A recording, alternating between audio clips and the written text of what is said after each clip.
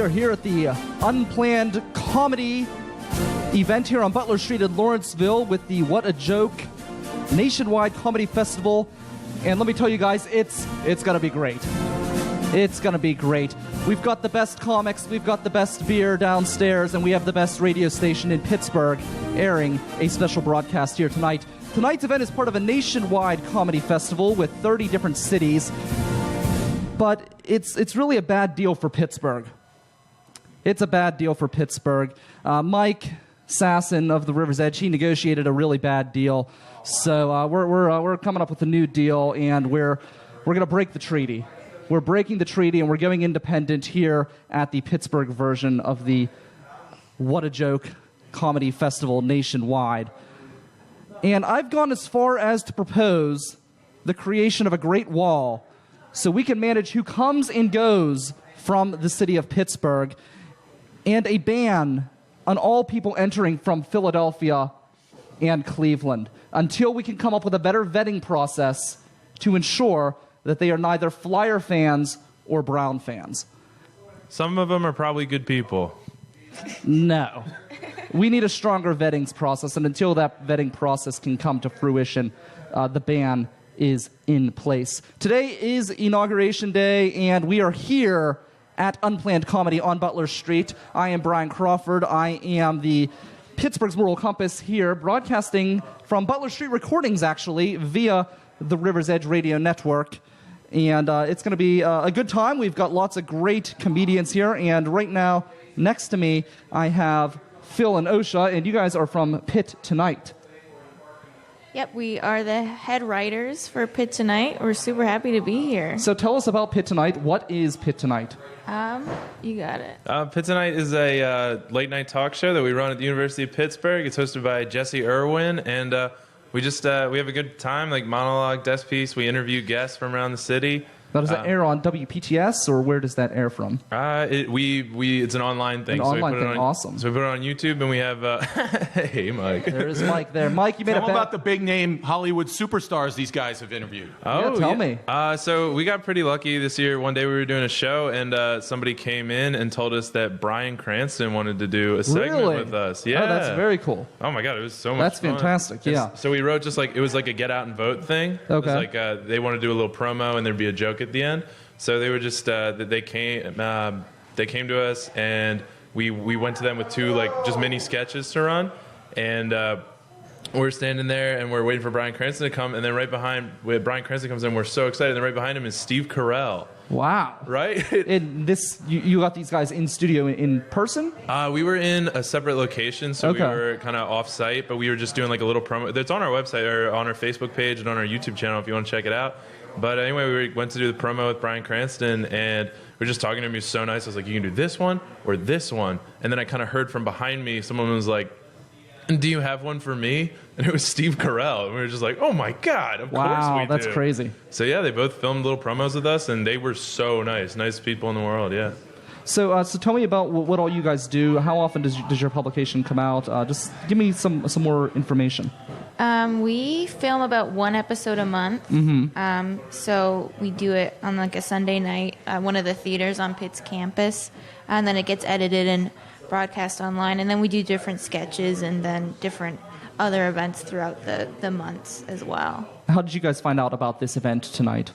Well, we know Mike just from around the comedy scene, so we both do stand-up, so he was so excited about it, we had to come check it out. Yes, this is very cool, and I like this. We was actually talking about this event earlier today on my show, which airs Monday, Wednesday, and Friday at riversedgepgh.com, and we were talking about the open mic scene in Pittsburgh, and I go to a lot of open mic shows, and all you hear is people whining and bitching and moaning because they're upset that Trump won. But that's all they do, is they whine and bitch and moan amongst themselves, whereas something like this is really cool because you're actually taking your angst and putting it towards a good purpose where you're raising money for the ACLU.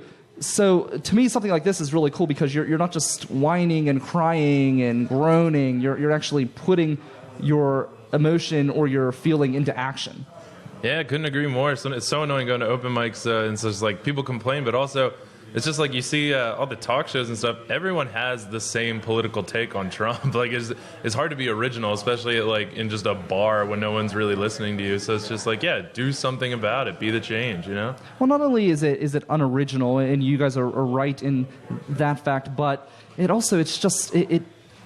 just comes across as almost a little petulant sometimes, in my opinion, where it's just like you're mad that you lost, so you're throwing a temper tantrum almost, and you're complaining to like-minded people. So you're not really changing anyone's mind. It's really an echo chamber at its core.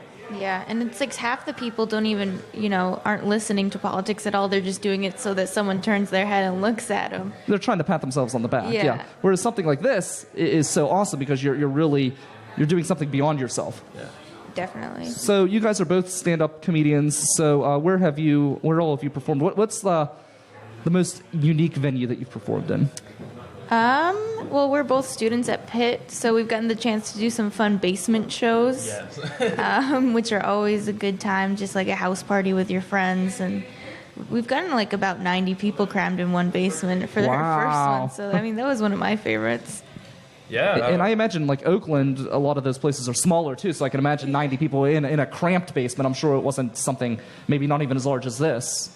Yeah, just about this size, and but that's perfect for comedy, you know? It's just like, yeah, like they come out, and then a lot of parties for colleges are like all the same. You get there, and you just drink the entire night, and you kind of hope that, like, you have a good time. But if you go to you have a comedy show first, and then, like, a party afterwards, it's just really nice because it's like, oh, okay, we were all in the same room, we all got to laugh at the same time, and now we kind of have a connection, and then the party afterwards is just so much fun.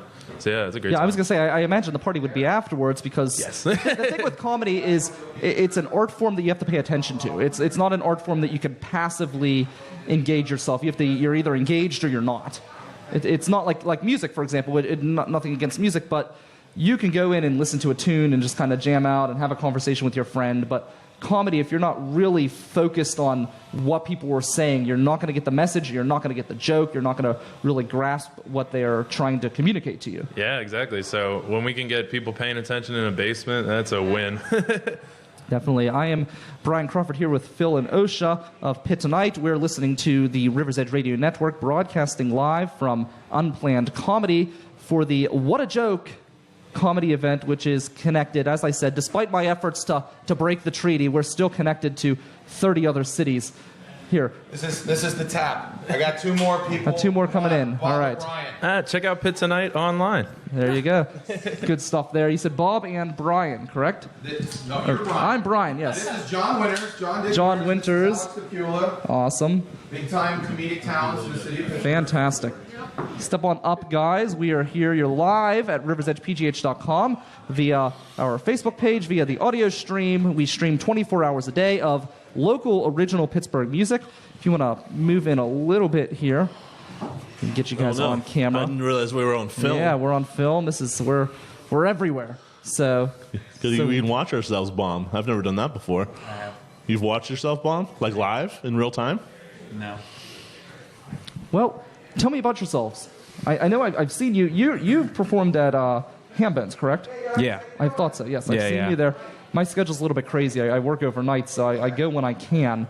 But, so just tell me a little bit about you guys and what you've got going on, what your thoughts are of tonight's event. We were talking with the last two about the uniqueness of this event and the fact that it's really people using their art form to try to enact change instead of just kind of groaning and whining. It kind of came out of nowhere.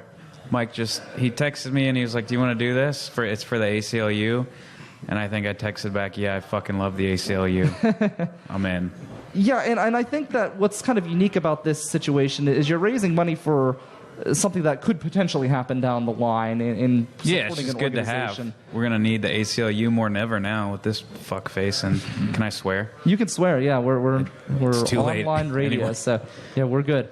So, yeah, okay. So with Trump, obviously he has said some things over the past that have really shed a light on the fact that he leans towards some sort of racist tendencies, and I think He doesn't care. I mean, he doesn't seem to care about race issues. He just brushes them off, amongst other things. I mean, he was going to drain the swamp, and I saw a number of good jokes, like he drained the swamp to like make a deeper swamp, shit like that. Much better actual jokes, but I mean that's basically what he's doing. He's to quote unquote drain the swamp, and now he's just putting all these rich old people in positions of power who have like vested interests and conflicts of interest. It's a nightmare. It's crazy. And one thing I want to talk about is his Twitter account. Oh, I'm interested to see because it just insane. changed. It's actually POTUS now. Okay, so taken over from Obama. Yeah, he's using. And so he tweeted a little bit from his actual personal account. I'm interested to see what he does with the fucking president of the United States Twitter account, because if it's the same shit, it's gonna it actually affects like the balance of power in the world. Yeah, it's crazy. I if it wasn't such a serious situation, I think it would almost be a comedy. The fact that like Idiocracy. Yeah, like when he tweeted against China, and like I'm literally at work, and we get all these newspapers come through, and one of the headlines was how Trump, railed against China with a tweet, and now China's upset because Trump tweeted mean things at them, and it's just like the entire world of politics has like basically been debased to an elementary school recess. Yeah, it was already doing pretty poorly to begin with. But I mean, he's actually bringing other people down to his level. Yeah. I mean, as much as politics is terrible and it's kind of a cesspool and it's like playing a game, at least there's like a decorum to it where it kind of forces you to be, I don't know, to think about what you say, whereas he's just like he threw that out the window. He did, and it's a fine line, because I think we were trending to a position where obviously you don't want to go out and outright insult people like he does, but at the same time I think we were trending to a place where you were almost afraid to say anything. And I think that's where he kind of rose to his power, was because there was this kind of culture where you couldn't say anything. And I think he's gone so far the opposite direction. I think you need to be able to be in a place where you can be honest, but you don't need to be outright insulting to people and make fun of people who are handicapped. Trump is fascinating in that he's giving a voice to people who feel like they've been marginalized. I'm talking about white men. Mm-hmm. White men have actually convinced themselves in the past 10 or 15 years that they're being marginalized, which is hilarious. And now he's giving a voice to these people who have always had a voice, but he's saying these things, these ignorant things, these unthoughtful things, and so many people, it's striking a chord with so many people, and it really just speaks about a national intelligence that we're severely lacking. Like the way that he's treating the presidency so far is unfortunate, but the bigger unfortunate thing is there's 50 million people that agree with that. That's the more unfortunate thing, because he's just one dude, and he's an idiot, and he's always been a joke in the public eye. But the real tragedy is there's tens of millions of people who really think he's on point with what he says. And I think that's the one thing that we're not talking about enough, is that there are still so many people after the pussy comment, after all the dumb shit with China, after everything he's done. If not, he gains more support with this certain demographic, and it's disgusting. Yeah, and I think part of that has to do with it's a counter to that politically correct culture that we lived in. And I don't know what politically correct culture anyone's talking about, because people don't want to be called faggot. That's not a politically correct culture. That's just being polite. I agree. But like I don't buy into that politically correct anything. And if somebody does comedy all the time, like, I don't believe that. It's just about being a nice person. And he's not a nice person. There's a lot of people who aren't nice people. True. Yes. and those are who voted for him. They're very selfish, unthoughtful people. I would disagree with you there. Have you ever gone to a place like Jeanette? What's that? Have you ever gone to a place like Jeanette? No. Well, Okay, sure I have. I've been to small towns all over the country. You go to a place like Jeanette, and you've got the skeleton of an old factory where people have lost their jobs. So I wouldn't say that they're all racist haters, but you've got a lot of people and that's not what I said. I said they're unthoughtful and they're selfish, because voting for Trump, if it suits your personal interests, you may have a point, but it's also selfish, because there's a lot more people who's losing something. All the real disenfranchised people. I'm not saying they're racist. I'm saying they're selfish, and it's a very, very different thing. Very true. I think I think the people who voted for Trump, like, we have a mutual friend, a comedian who will remain nameless, who was very proud and bragging about voting for Trump because he had some personal story connected to it. Like, you know what? Fuck your personal story. It's bigger than your personal story. There's a lot of fucking people who could lose something. Like, I'm a straight white man in America. I'll be fine, no matter who's president. Yeah. And it's not about me. It's not about your personal story. It's about the collective and the greater good. So people who vote for Trump, some of them are racist, but the rest who who aren't are selfish and narrow-minded, and I don't like them very much. Well, I'm not going to throw quite a blanket I will, judgment of all day dislike. long. But no, I definitely think education comes into play as well. Not that, or lack thereof. yeah. Is that what you're saying? That's more my point. Yeah, Yeah. the fact that I think a lot of people, like you said, they're living in their small world and they don't maybe have all of the information that they need to make the informed decision. But they do have all the information. They just choose to ignore it. With the way the world is today, everybody has all the information, and you choose and pick what you want to follow and listen to, and then you make your decisions that are not fully informed. So tell me a little bit about your guys' background, where all you've performed. You guys are performing tonight up here, right next door. Mm-hmm. We're here in the, I guess this is the official. This is my first time performing here since it's open. You've really? performed here a bunch of times so far, right? No. This is a cool little spot. Just once? First time. Okay. Oh, first time? Yeah. Oh, no shit. It's a nice space. I like it. This is the first time I've been in here as well. And This is a great thing for comedy in Pittsburgh, and Woody's a good dude, and I'm really happy to be working with him. Alex is starting a show in February. He's going to have his own show. I'm starting my own show here in April. Nice. In this recording studio, like a podcast? No, in the theater. Oh, okay. Oh, nice. Yeah, in the theater. We're both comedians. We're actually roommates, and we've been doing comedy together for years now, and we're also putting together a comedy festival that will take place here. Part of the comedy festival will take place here in Can you tell me more about that? March and April. Yeah, it's the second year we're doing it. It's called Burning Bridges Festival. Okay. Last year last year was all over the city, and this year is the same. And now the Unplanned's here. Unplanned's having 2 shows, 1 on each night, and we're really stoked to be part of all the venues: Arcade Comedy, Hambones, Unplanned, Club Cafe, Mr. Smalls. Now, are they... Next Wednesday. Oh, yeah, and then we're having a fundraiser for the festival next Wednesday at Nico's. Alex hosted an open mic. Yes. That we're turning into a little show called 50 First Jokes. Everyone's going to come up and tell their first joke they've written of the year, like a little 30-second whatever joke. Then afterwards, we're having a raffle to raise money for the festival. We have a lot of really good stuff, actually. We have Woody from Unplanned donated an entry-level class of improv or stand-up for free. We have Hambones gift cards, Harris Grill gift cards. We have Butler Street Tattoo gift cards, giving away Menzinger's tickets, Arcade Comedy Theater tickets. Almost $1,000 worth of stuff. Oh, we're giving away a ton of shit, yeah. Very cool. So very exciting. So yeah, let me know. Keep me in the loop on the Burning Bridges contest. You can follow me. I'm on Twitter at RiverTalkPGH, but definitely interested in that. Always. I was following it a little bit last year, and it looked like a really great event. So I would like to. It came together pretty good last year. I think it'll be better this year. Yeah, change it. My sincere apologies. It came together really well last year. I think it'll be better this year. I think it's a little more streamlined, a little more organized. We have, and we also have 2 big headliners. We have James Adomian, who gained fame last. Well, he's been famous for a lot of things, but last year he was really known for doing the Bernie versus Trump debates. He was Bernie, and then we have Aparna Nancherla, who's this hilarious female comedian out of New York. I can't wait to have her down to do the fest. Where can people follow you guys? I'm John Dick Winters on all social media. Okay. What about you? Alex Stapula on Twitter. All right. Instagram, doesn't matter. Very cool. So awesome. I think I have Alex out there. Are you coming on, Alex? All right. All right. Thank you, John. Thank you, Nick. What's that? Thank you for having us. Making an We appearance. will Absolutely. follow Thank you guys. and tweet at you. Yes, thank you very much. So awesome. Good luck, guys, tonight, and I look forward to seeing you. We have Alex Clemens, one of the all-stars here on the River's Edge Radio Network, joining me. I am Brian Crawford. We're broadcasting live from Unplanned Comedy here on Butler Street, and I see you have with you today Crappy the Poop. Crappy the Poop. Oh, we also have Ian Insect with us as well.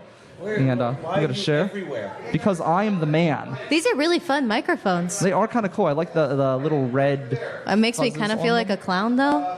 It does. If you had that on your nose, that would be really funny. I look like a vampire. So, Alex, you are in my opinion, probably one of the most well-known people in the comedy scenes who is not a comedian. Is not a comedian? Yes. Yeah. That's how I like to be known. Yes. Not funny at all, but No, I'm you're there, all I'm funny. there You're all the very time. entertaining. I love it. Tell me a little bit about your adventure with Crappy the Poop. I know you went into that a little bit on Mike's show. Yeah, we spent the week together last week, and now he's with me again tonight, making an appearance for everyone to meet him. We had a great time last week. We drank a lot. Oh, no, you just threw him on the floor. I know. You just threw Crappy the Poop on the floor. He's usually on the floor anyways. Ian, have you met Crappy the Poop? You know what? You got to share the mic. You know, it is. He I was about to shake his hand, give him a hug and a kiss, but now you dropped him on the floor. That's germs down there. I think he's kind of already germy being a poop. I don't agree. Don't agree. I do not agree. Clean poop. X gets the square. So is it like an organic refuse? Is that what Crappy the Poop is? Is that where you're going? Yeah, I was also going to say, X gon' give it to you.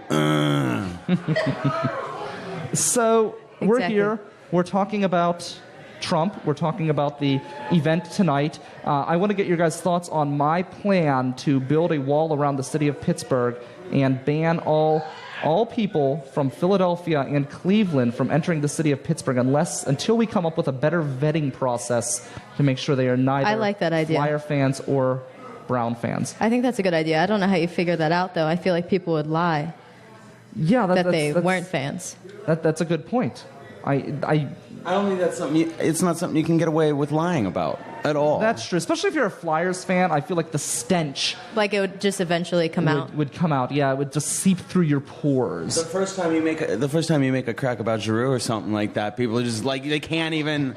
It's like do you want to do the? You can either go the Seinfeld route or the SpongeBob route. Seinfeld, he took that lie detector test to prove he didn't watch Melrose Place, and then SpongeBob movie, they sing the Goofy Goober song. Oh. So that's like the same exact thing with Browns fans, Flyers fans, Bengals fans, Ravens fans. Like they they physically can only maybe hide it for just like a few minutes of intense, like prodding. Now, You know. Alex, I know you're not a big sports I'm person. not a sports Is person Crappy at all. the Poop a sports person? He's a Steelers fan. I think that's really it. She's a Flyers fan. I can No. No, that's low. That's low, even for you. If anything, Even I for would you. support Pittsburgh, but I don't support any sports really because I just don't care. So how does that work with Mike's show? Because Mike obviously is a big fan of sports. I just try and look interested the whole time, I guess. I stare at the screen and pretend to watch sports sometimes, but I couldn't tell you what was happening. If you had to pick a sport that is your favorite, Soccer? Really? Only because of the beautiful men that play soccer. So That's soccer's it. That's it. Is that why you like comedy too? Because Exactly. I like funny men, and it makes them more beautiful. There you go. well, I guess I must look worse than Crappy the Pooh if that's the case. So you're on tonight for the event. Brian, I'm always on. You're it's always your boy. on. That's right. So, what are your thoughts of this event? I mean, we were talking a little bit earlier. One of the reoccurring themes for today is stemming from my show earlier today at 10 a.m. That something like this I really like because you're involved in the music open mic scene a lot, and there's a lot of people whining and crying and complaining about Trump, but they're not actually doing anything but whining, crying, and complaining. Mm-hmm. And something like this, I think, is fantastic because it actually is trying to accomplish something instead of just complaining to a bunch of like-minded people. People here are using their craft to really enact a real change. Right. Well, I think the involvement that Unplanned and that Mike in putting this show together, the involvement they're having on a national level, you always hear so much about people putting on shows in Pittsburgh, and there's always such a local focus that to have this national event and be involved with this is going to bring recognition. It's going to bring recognition to everyone involved with it. And I think that's a very smart idea, and it's always a good idea to do that for everyone. You know, get other comics on the show, get them that kind of exposure. You know. I have a very special guest for you if someone wants to jump in right here. Yeah, let's do it. Thank you. Oh, wait, where is Crappy the Poop? We've got Crappy the Poop here Thank you in very- studio. Have you met Crappy the Poop? I've heard of Crappy the Poop. We've got Mike Wysocki here in the house. A little limbo. Excellent. Producer extraordinaire, Alex Clemens, everybody.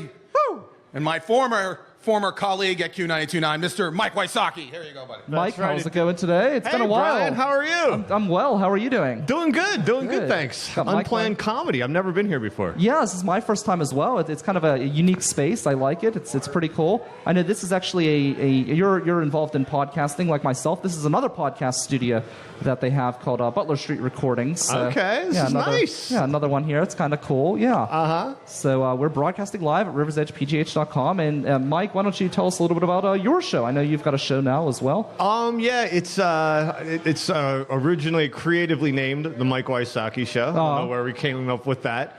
But yeah, we do it on Trip Live Radio, and we've been getting some pretty good guests on there. I'm learning a whole new format of interviewing. You're really good at that. I gotta pick up some pointers on it. It's a whole new thing to me. Oh, really? I've tried to, when I have someone on for an interview, I try to make it more conversational because I feel like anybody can go online and read someone's bio. You know what I mean? Yeah, so you gotta try to spice it up. Like I hate when you go into a show and it's like something that you could Google. So I try to add some extra flair to it or a different element type of thing to an interview process. It's a whole different thing. I've just been asking people weird questions like we had an old Penguins announcer on the show, and I was asking him about... Yeah, we had Bob Grove on, correct? Yeah, we had Bob Grove, and I'm just asking him about who had, like, the second best mullet behind Yager. Nice. Like, just kind of mixing it up a little bit, trying to... The other day I had Rob Spear on, and we ended up talking about varieties of corn. There's varieties of corn? Oh, yeah, there's varieties of corn, such as there's yellow corn, and then there's Silver Queen, and then the bread and butter, which is a mixture of the white and yellow. That's true. And, you know, I'm very particular about my corn. I don't know about you. I can't bring myself to eat yellow corn. No yellow corn. Sweet white corn is good. Yes, that is the best. Yeah, that is a good one. That is fantastic. Not a fan of cream corn. It almost looks like a bird chewed it up and is going to regurgitate it back in your mouth. I could see that. I don't like the cream corn that much. I don't know any other varieties of corn. I'm not adding to the corn the conversation. only other one I can think of is the mixture where you've got the yellow and the white, and that's acceptable. That is okay. All right. That's an acceptable kind of corn. A little bit of both. Yeah. So, so what's new with you? It's been quite some time. It has been a little while. Just doing the podcast, and I'm writing for the Pittsburgh City paper. I'm starting to take advantage of getting press passes. Yes. And I went to cover a Duquesne basketball game, which was fun, but I realized that like they put a meal out for the media before I get there.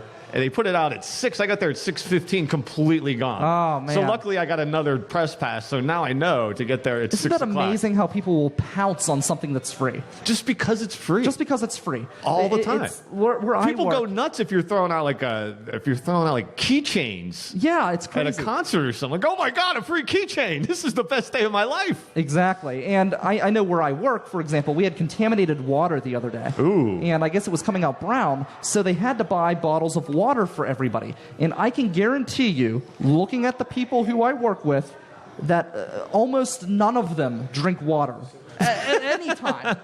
Yet when they're offering it for free, people are literally jumping over one another and tackling people to get that free bottle of water. I do that all the time. Baseball games, when they shoot out like a cold hot dog that's been sitting in that gun for like 5 hours, it's awful. And people shoot it out, and you act like it's like a $10,000 savings bond or something.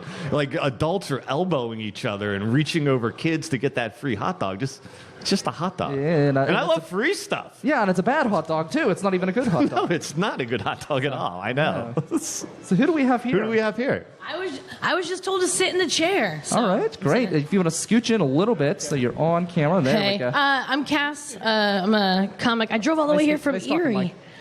Awesome. From Erie. Very cool. So all the way down from Erie. And so you came down for this event today? I did, for sure. But you know, it's actually, I'm from Alaska, Anchorage, Alaska. So I'm Oh, wow. Yeah, relocated to Erie and then found out, I was like, oh, we got to do something. And then when I read an article, I found out Mike was running stuff. So yeah. What's your name? One more time. Cass Smiley. Cass Smiley. And awesome. you are? I am Brian. Nice to meet you officially. Nice to meet you. Yes, you're on Thanks the for Rivers having Edge me. Radio Network. We're broadcasting live over Facebook and via riversedgepgh.com, our 24-hour local stream of 100% local music.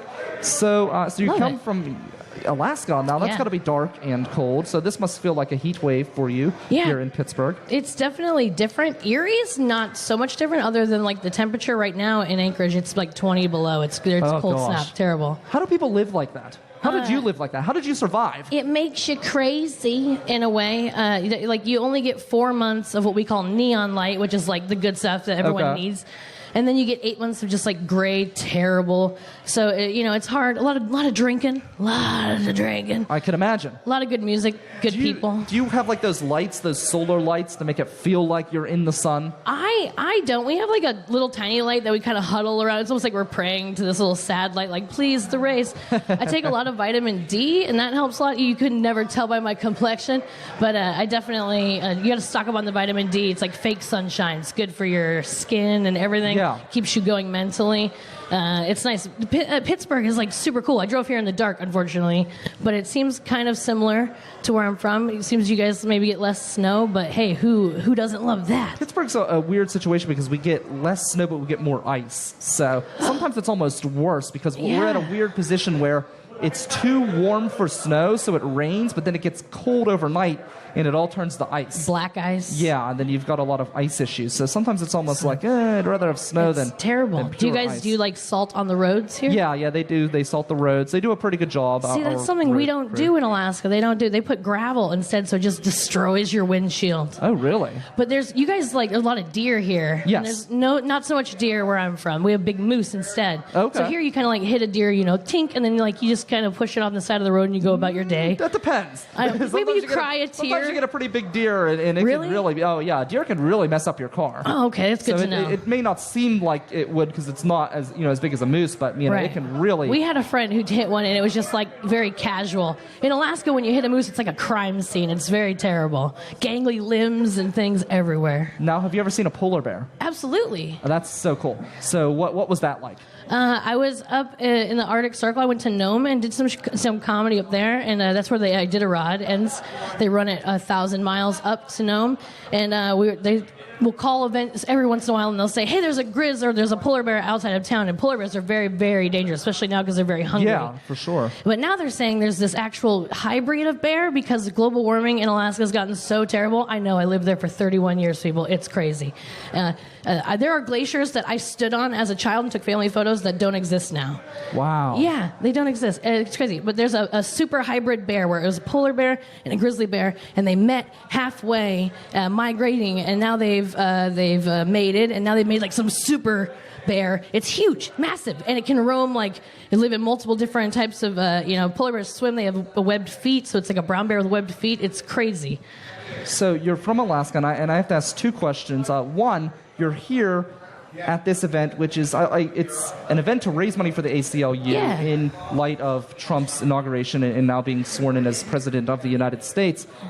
Does your life in Alaska, your experiences with the effects of global warming, has that really pushed you to come to this event and push you away from the now current president? Yeah, ooh, I like it. We just got all hard news, folks. Okay, so yeah, it definitely does. And people who are climate deniers, I challenge you, go spend a decade, not even a lifetime, just a decade in Alaska and mark the way the weather is. I guarantee you by the time your stay ends, it will be 100% different and you will have a noticeable change. So there are libertarian people. I mean, Alaska votes red every single time without fail. This time we were the most purple we've ever been before. I think people were really, really challenged and they really wanted to vote for Bernie.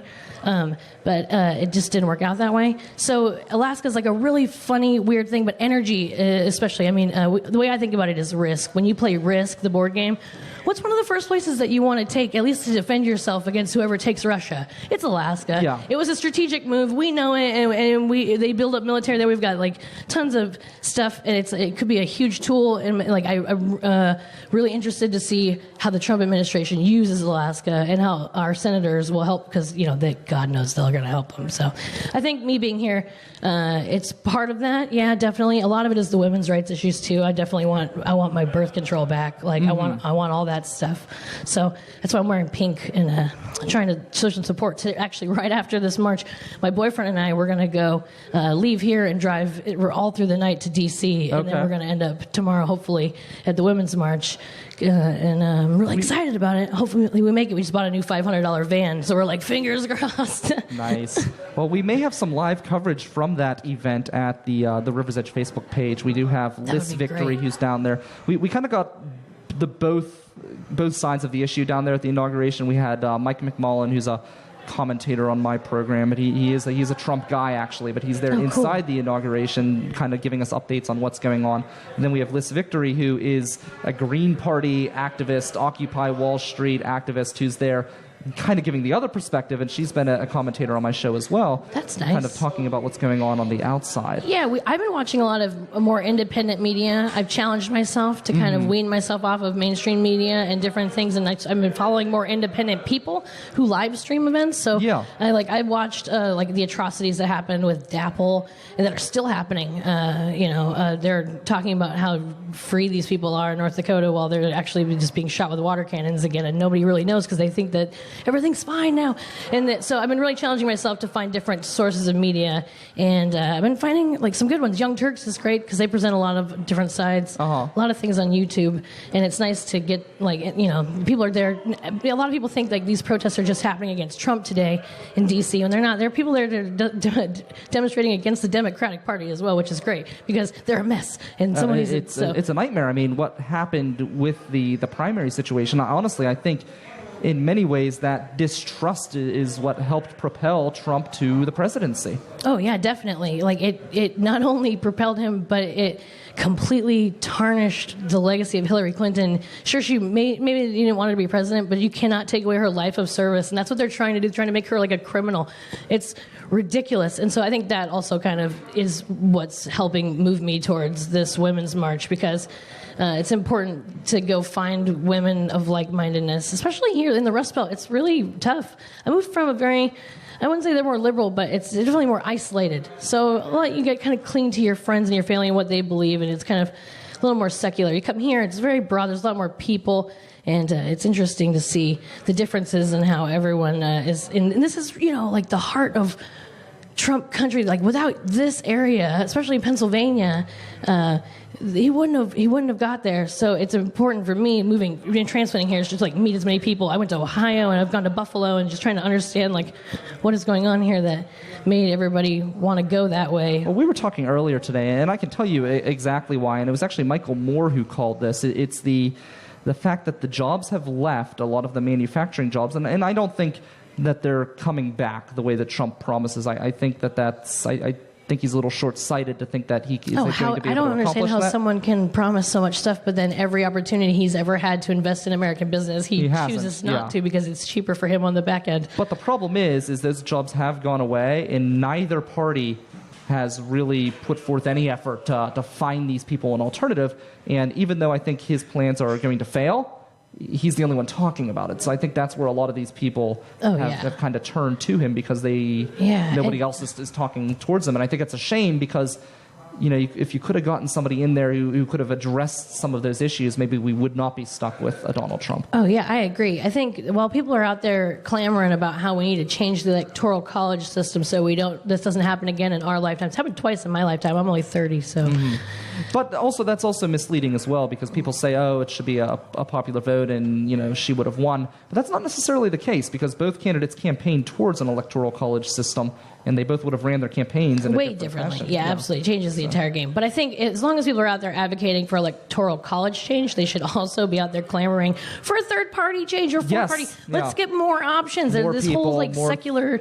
And, I was watching a great expose because, all these trolls love to say, especially against birth control rights, that the Democrats were the original party that were trying to take away birth control, or trying to impose this abortion against black folks. And I don't hate to get too deep into it, folks, but basically the parties did switch in their ideals. Yes, Democrat was a racist party, and Republicans were the party of Abraham Lincoln, but then they switched. So if that's the case, and they're going to just keep flip-flopping and giving us this garbage, then we definitely need to advocate for more of a third-party thing. There used to be more third-party options in the United States. I mean, there always was two major parties, but the third parties were a little bit more prevalent.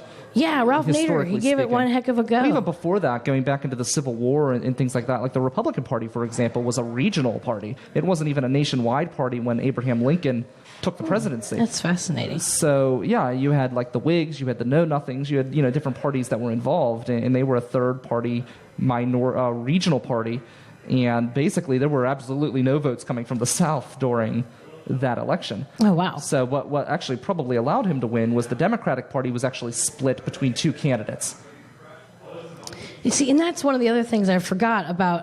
Being from Alaska, you learn everything about America in a book. It's very, unless you have a wealthier family and you can travel, you're very disconnected. Mm-hmm. So one of the first things I remembered when I moved to Pennsylvania was that Pennsylvania was an abolitionist state, and so was New York, and how great that legacy is. And so there was a place down from where we're staying, and they had this like mailbox, and it was like a specialty mailbox that they would have to let you know that slaves were welcome. And there's like it's hard to describe, but it was really cool to see that kind of heritage here, because in Alaska nothing is older than like 1900s. Really? We're just gold rush era. Yeah, definitely. So where can people follow you if they want to keep updated?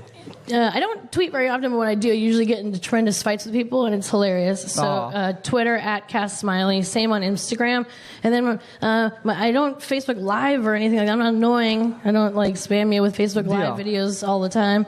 I might tonight though, because it's exciting, special night, and like I said, we're kind of on a mission. Hopefully from here, we're just going to power through straight to Washington, and then I think that's when I'm going to start really uploading a lot of what they say content in the biz. And I'm just going to be live streaming weirdos in all their crazy costumes. That's going to be my favorite part of the march, is just finding the weirdest people and just snapping pics. Fun. Oh, it's going to be the best. Well, now that we've gotten through the lighthearted issues, let's tackle a serious subject real quick before I let you go.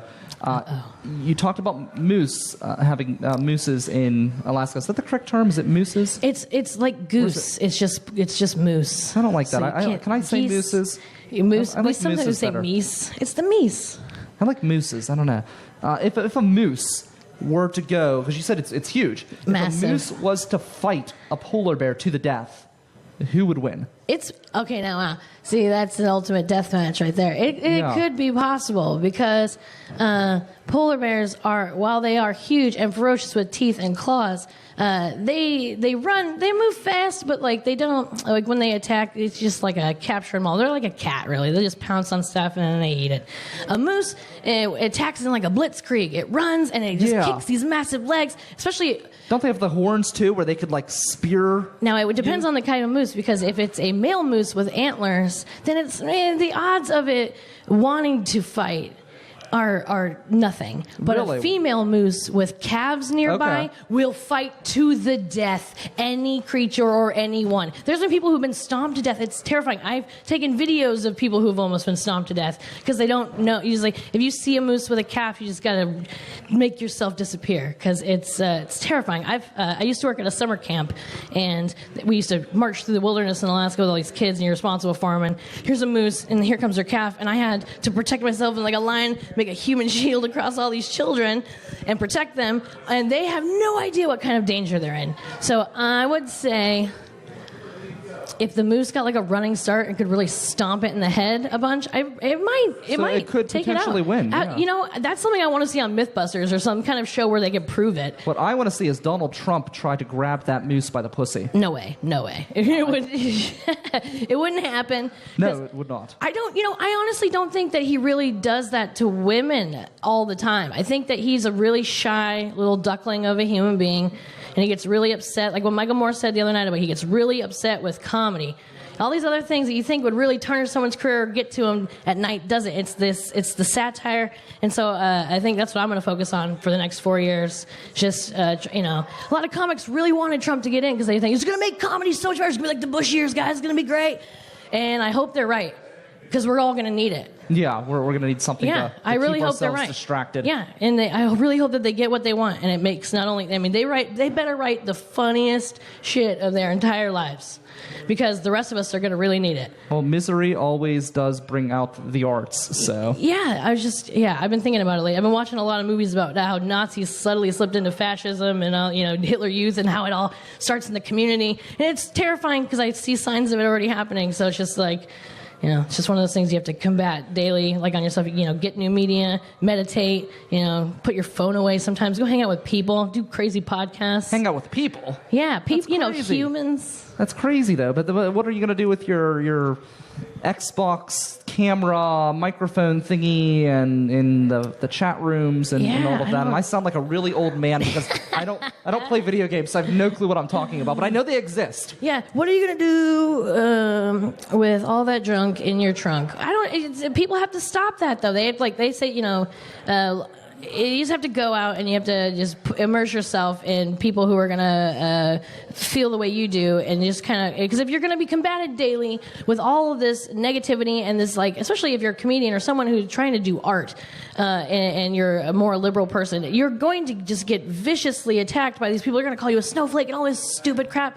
And you're just going to have to power through. So you're going to really have to find more like-minded people to hang out with in your off time, because if that's going to happen all the time in your daily life, you're going to need something else, or like take to drinking or smoking or whatever it is, something, because it's going to be rough. But I think people is what gets America through most of the time. You know, this, like, everyone talks about 9/11 and something, but it was like the camaraderie and all that. So I think that'll eventually happen. This is almost that level of tragedy. So I don't know if I would go that far. we don't know yet. We'll see tomorrow, maybe. Cass Smiley, she's going to be up here at the Unplanned Comedy Tour, or comedy event. Fest. The Comedy Fest, yeah. The Unplanned Comedy here on Butler Street. Yeah. The What a Joke festival that is connected to 30 cities across the country, despite the fact that we've broken the treaty because it's an unfair deal to Pittsburgh. But what? Well, yeah. At the beginning of the show, I broke the treaty because I wanted to get a better deal. It's very Trumpian of you. Yeah, I'm going to negotiate a better deal. We need a better deal for Pittsburgh. We're negotiating a better deal. Mike Sasson got us a raw deal, so we're renegotiating the deal. We're building a wall around the city, and we're banning everybody from Philadelphia and Cleveland until we get a better screening process in place. Oh, well, don't worry about Cleveland. People don't want to go there anyway. Well, no, we're afraid of them coming here. Oh, no, you're right. Yeah. You're so right. That's a serious concern. So super serious. Cass Smiley, I am Brian Crawford. We are here with the River's Edge Radio Network, broadcasting live at Unplanned Comedy here in Lawrenceville for the What a Joke Comedy Fest. Come on out. It's going to be a good time. It is going on right now. You still have time to make it down. Traffic is over. It's done. So you have no excuse. I'm Brian Crawford. I will be back tomorrow morning, 10 a.m. at riversedgepgh.com with comedians Jay Cooper and Howie D. Mack. So tune into that. And as always, Monday, Wednesday, and Friday, 10 to 11 a.m. at riversedgepgh.com. Come on out. Ooh. Oh, yeah.